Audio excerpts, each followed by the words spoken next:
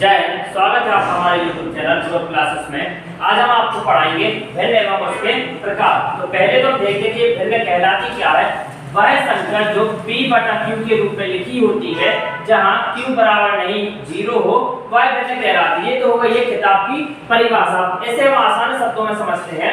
जैसे हम एक संख्या लिखी 4 बटा 3, ये जो लाइन होती है ये कहलाती है बटा।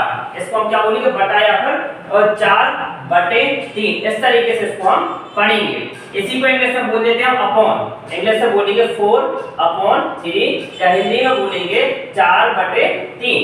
ठीक है। इसके बाद हमने अभी आपको बताया कि जो संख्या p बटा q के रूप में हो, तो यहाँ पर आप देखिए इसी रूप में लिखी है। यहाँ p बटा q लिखा, तो यहाँ लिखा 4 बटा 3। और एक शर्त होती है कि q बराबर नहीं 0। इसका अर्थ होता है कि जो संख्या हर में लिखी है। अब यहाँ पर आप देखिए जो बटे की लाइन है, इसके ऊपर वाली संख्या कहलाती है अंश और इसके नीचे वाली संख्या कहलाती है हर। ये जो बटे वाली लाइन है, इसकी जो संख्या ऊपर लिखी होगी उसको बोला जाएगा अंश और इसके नीचे वाली संख्या को बोला जाता है हर। तो यहाँ पर जो लिखा है कि q बराबर नहीं 0, ये बराबर और इसका जिसमें तिरछा काट दें तो इसका अर्थ होता है बराबर नहीं। तो इसका मतलब है कि जो q होगा, q का मतलब है कि जो हर होगा, हर में कभी भी 0 नहीं आता है भिन्न में। यदि हम भिन्न लिखेंगे, जैसे हम यहाँ पर लिखें 8 बटा 0, तो यहाँ पर शर्त क्या थी कि q बराबर नहीं 0। इसका अर्थ है कि हर में 0 नहीं आना चाहिए, इसलिए ये एक भिन्न नहीं कहलाएगी।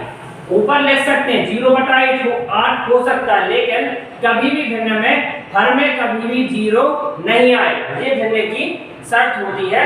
और जो बटे की लाइन के ऊपर लिखा रहता है वो कहलाता है अंश, बटे की लाइन के नीचे वाली संख्या कहलाती है हर। तो ये तो हो गया एक भिन्न का सामान्य परिचय। अब हम देखते हैं भिन्न के प्रकार। तो पहला है समभिन्न या फिर उचित भिन्न। तो ऐसी भिन्न जिसका अंश छोटा और हर बड़ा हो। अंश छोटा तथा हर बड़ा। इसका अर्थ क्या होगा, अभी हमने आपको बताया कि इस बटे की लाइन के ऊपर जो संख्या होती है वो कहलाती है अंश और इसके नीचे वाली संख्या क्या कहलाएगी, हर। तो अंश छोटा, इसका अर्थ है जैसे हमने लिखा 3 बटा 4, तो यहाँ पर आप देखिए अंश में क्या लिखा है 3 और हर में लिखा है 4। तो ये 3 इस 4 से छोटा हुआ कि नहीं हुआ, इसलिए इसको हम बोलेंगे समभिन्न या फिर इसी का दूसरा नाम है उचित भिन्न। और भी आप उदाहरण लिख सकते हैं, जैसे 388 बटा लिख दिया हमने 600। तो यहाँ पर भी आप देखिए जो संख्या अंश में लिखी हुई है वह छोटी है किससे, हर वाली संख्या से। जब भी किसी संख्या का अंश छोटा तथा हर बड़ा होता है तो उसको हम बोलते हैं समभिन्न या फिर उचित भिन्न। अब इसी का जस्ट उल्टा कहलाता है विषमभिन्न या फिर अनुचित भिन्न। जैसे इसमें क्या होगा, जिसका अंश बड़ा तथा हर छोटा। हर कैसा होगा इसका, छोटा, मतलब इसका जस्ट उल्टा। इसमें हमने लिखा 3 बटा 4, तो इसके एग्जांपल में हम क्या लिख सकते हैं 4 बटा 3, क्योंकि शर्त क्या है, अंश बड़ा होना चाहिए। तो यहाँ पर देखिए अंश में क्या लिखा है 4, तो हर कैसा होना चाहिए, छोटा। तो हर कैसा है, 4 से छोटा हुआ कि नहीं हुआ, इसलिए इसको हम बोलेंगे विषमभिन्न या फिर अनुचित भिन्न। और भी इसको उदाहरण ले सकते हैं, जैसे 291 बटा यहाँ पर ऊपर लिख दिए 200, अच्छा 91 बटा यहाँ लिख देंगे हम 100। कुछ भी लिख सकते हैं, बस शर्त क्या होनी चाहिए कि अंश छोटा, अंश बड़ा होना चाहिए और हर छोटा। समभिन्न का जस्ट उल्टा। समभिन्न में था कि अंश छोटा होगा हर बड़ा होगा, विषमभिन्न में होता है कि अंश बड़ा होगा और हर छोटा होगा, तो उसे हम बोलेंगे विषमभिन्न या फिर अनुचित भिन्न। अब आती है मिश्र भिन्न। तो मिश्र भिन्न कहलाती है जिसमें पूर्णांक तथा समभिन्न। मिश्र भिन्न का ऐसे मिलकर बनी होगी पूर्णांक तथा समभिन्न। अब ये पूर्णांक क्या कहलाता है, पूर्णांक है जैसे हमने लिखा 6, तो यहाँ पर आप देखिए 6 संख्या अपने आप में पूर्ण है, इसका हमने कोई हिस्सा किया क्या। जैसे यदि हम भिन्न लिखते हैं तो भिन्न कैसे लिखा है, हमने लिखा 3 बटा 6, तो यहाँ पर हमने इसका हिस्सा कर दिया। तो 3 है उसका कितने हिस्से कर दिए 6, या 6 के कितने हिस्से हो गए 3। तो पूर्ण संख्या में कोई भी हिस्सा नहीं होता, वह सिर्फ अकेली होगी, अपने आप में पूर्ण होगी। और भी कई लिख सकते हैं जैसे 100, 1000, 30। तो यहाँ पर देखिए बटे में कोई संख्या नहीं है। आसान शब्दों में हम कह सकते हैं कि पूर्णांक ऐसी संख्या होगी जिसके बटे में, बटे का अर्थ होता है ये वाली लाइन, बटे के नीचे कोई संख्या नहीं होती है उसको कहा जाता है पूर्णांक। तो मिश्र भिन्न ने क्या बताया कि पूर्णांक हो तथा समभिन्न हो। तो समभिन्न भी हम बता चुके आपको और पूर्णांक भी बता दिया। लिखेंगे कैसे? इसको लिखा जाता है जैसे हमने लिखा 8 सही 2/6। तो यहाँ पर आप 8 देखिए, 8 पूर्ण संख्या हुई।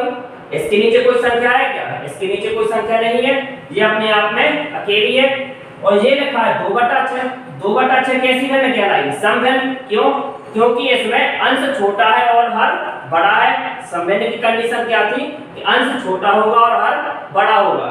तो मिश्र भिन्न ऐसी भिन्न होती है जिसमें एक पूर्णांक हो और समभिन्न हो। पढ़ेंगे कैसे इसको?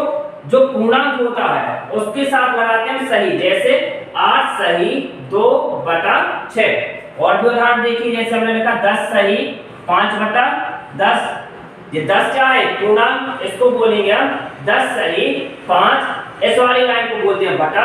10 सही 5/10। इस तरीके से मिश्र भिन्न को पढ़ा जाएगा। इसके बाद आती है सजातीय भिन्न। तो सजातीय भिन्न ऐसी भिन्न होती है जिसमें हर समान हो। हर कैसे होंगे? समान। तो अभी हमने आपको हर बताया था क्या कह रहा था कि जो संख्या बटे की लाइन के नीचे लिखी होती है उसको कहा जाता है हर। तो सजातीय भिन्न का क्या है?